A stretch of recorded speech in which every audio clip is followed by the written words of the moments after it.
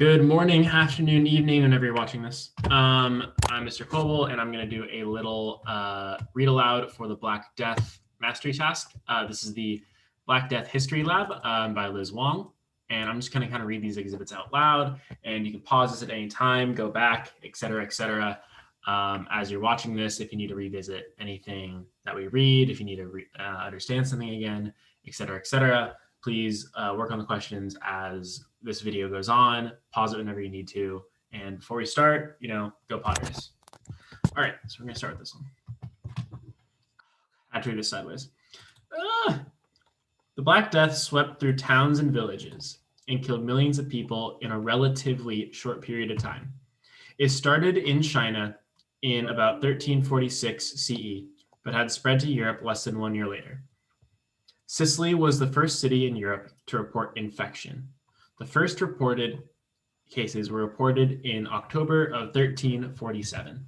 So it looks like it starts spreading in 1346, and the first reported cases in Europe are 1347. It mentions Sicily is the first city in Europe to report this infection. As you can see here, we know that the Black Plague came from China originally, and it spread along the trade routes. So you see it starts here from Central Asia, and all I have to do is follow the arrows. It looks like it's going along boats across the different waterways, lands in Constantinople, and then you can see the boat takes it to Sicily. And from there on out, it starts spreading. Cool. In the 1300s, trade was conducted between Asia and Europe along what is known as the Silk Road. This was a combination of roads and sea routes that made it easy to transport goods such as silk and spices from producers in Asia to the eager markets in Europe. Accompanying the goods along their journey were rats. Rats have fleas, and it was these fleas that helped spread the plague from victim to victim. Cool. So pause it, go ahead and answer the questions. And I will start the next one. All right, so now we are on exhibit number 2. So this is by the Hazardous Materials Division. So this is a group that knows a lot about hazardous materials. Please dispose of clothing and bedding from sick persons by placing it outside of your home. It's a little informational advice right there. Okay, so how the bubonic plague was transmitted.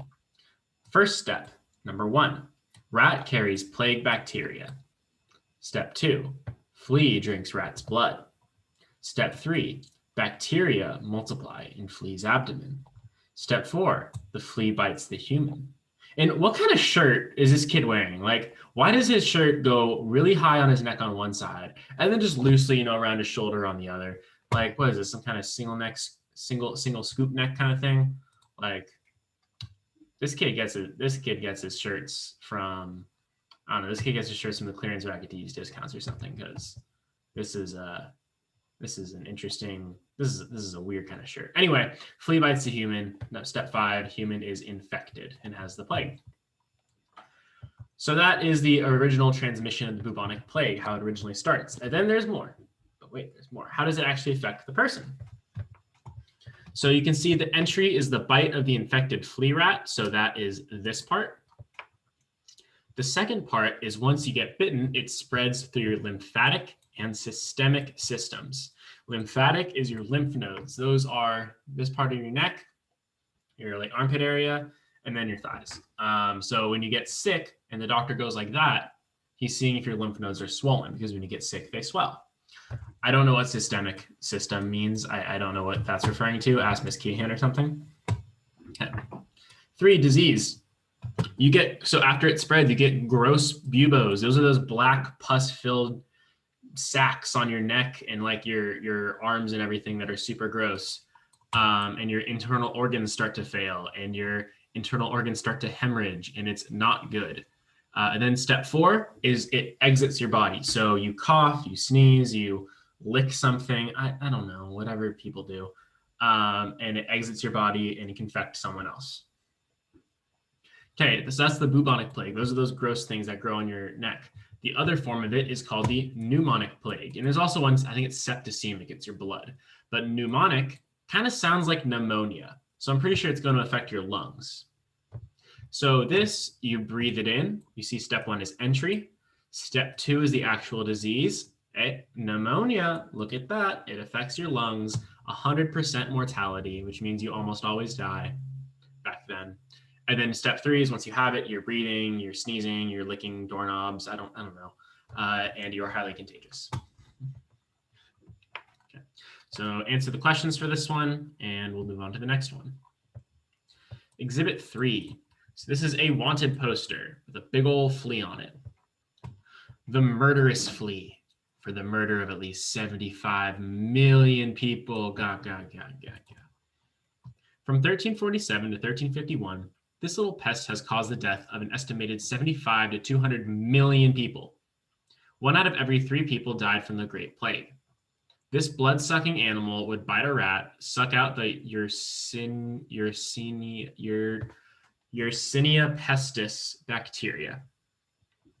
Once the rat died, the lecherous flea would jump onto an innocent human and inject the Yersinia pestis bacteria.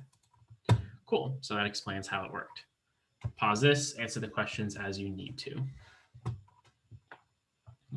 All right, exhibit 4. So remember how I say, like, you can tell 80% of what a thing is going to say just by looking at the document, looking at the author and all that. So I can see here, it's Centers for Disease Control and Prevention. And the headline is Protect Yourself from Black Death, from plague, sorry.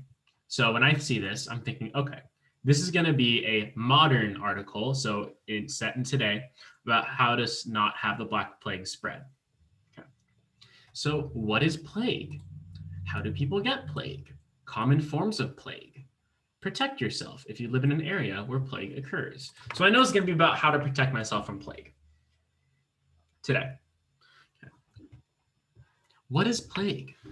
Plague occurs naturally in the western United States, particularly Arizona, California, Colorado, and New Mexico. The plague bacterium, Yersinia pestis, is transmitted by fleas and cycles naturally among wild rodents.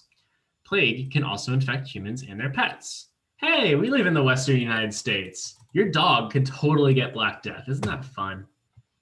Or your guinea pig or something. I don't know. How do people get plague?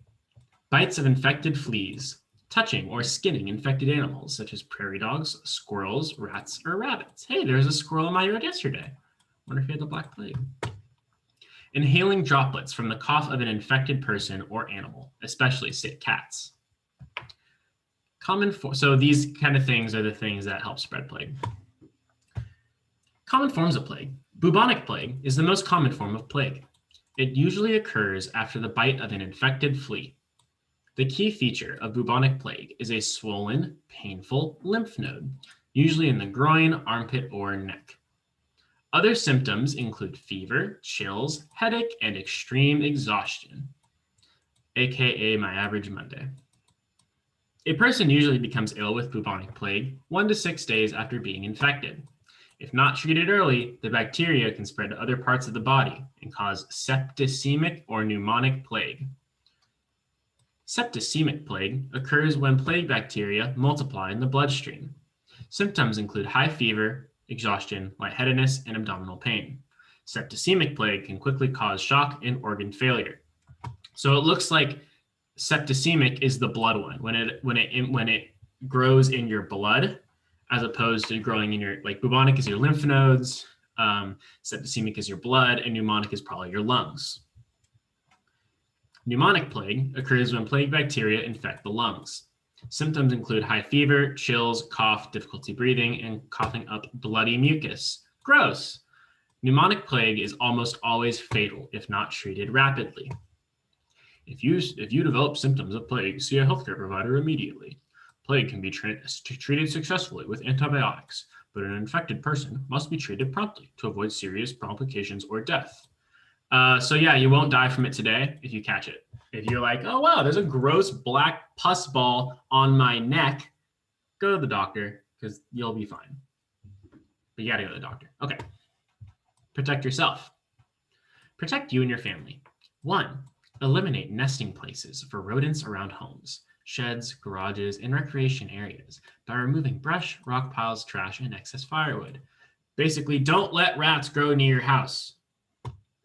2, avoid picking up or touching dead animals, you weirdo. 3, wear gloves if you must handle sick or dead animals. 4, report sick or dead animals to the local health department or law enforcement officials. 5, do not let pets sleep in the bed with you. This has been shown to increase your risk of getting plague. Okay, my puppy, I'm cuddling with my puppy. I don't care what that one says. 6, use insect repellents that contain DEET to prevent flea bites. This is like insecticide. Protect your pets. 1, treat dogs and cats for fleas regularly.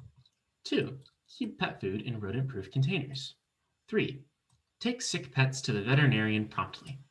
4, do not allow pets to hunt or roam in rodent habitat, such as prairie dog colonies. Cool, so go ahead and pause this, rewind what you need to, take care of the questions, and we'll keep going. Okay, this one, number 5, Remy the Rat. This one's a video. It's on my, it's actually on my YouTube channel. I also have a link in the little online document because we're doing this for online learning. But I should have a link up on my Google Classroom about this. Anyway, number 6. Okay, so I'm looking at this. This looks like an autopsy report on this dude that died and maybe the cause of his death and why he died. Okay, victim's name, John Doe. Male, 14, English, 104 pound, bucko 4, and 5'4". All right. Description of corpse. The armpit and neck have egg-sized lumps. Probably there was blood coming out of his mouth and nose. Gross. Lump on the neck, buboes, those gross black things under both armpits. Fingers are black like frostbite, and the toes are black like frostbite as well. External injuries, his fingertips and toes are black with gangrene as if they had frostbite. Gross. Internal injuries, body was filled with blood clots that had stopped blood flow to fingers and toes. Internal organs had liquefied? Disgusting. That sounds bad. John Doe died of the septicemic plague. Oh, so that's why he had blood clots, because he had septicemic, which is the blood one. Notes. Doe complained of diarrhea and vomiting prior to his death. He also had complained of fever, chills, muscle aches, and a headache. His family reports that he was very weak for 5 days before he died. Investigating officer, Dr. Kane Nielsen, typed by Songwin. So this is actually 1349 is the year. So you'll notice actual coroner reports have this stuff at the bottom. Anyway, pause if you need to. I'm moving on to Exhibit 7. I don't got much time left. Okay, Exhibit 7, written, so it is looks like a diary or a letter. It's a letter sent in 1349 in April.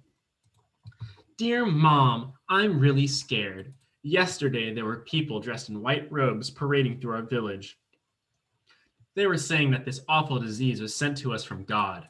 They warned us that God was punishing us for being greedy in other sins. They called themselves flagellants, and they painfully whipped themselves over the shoulder until their backs were covered with blood.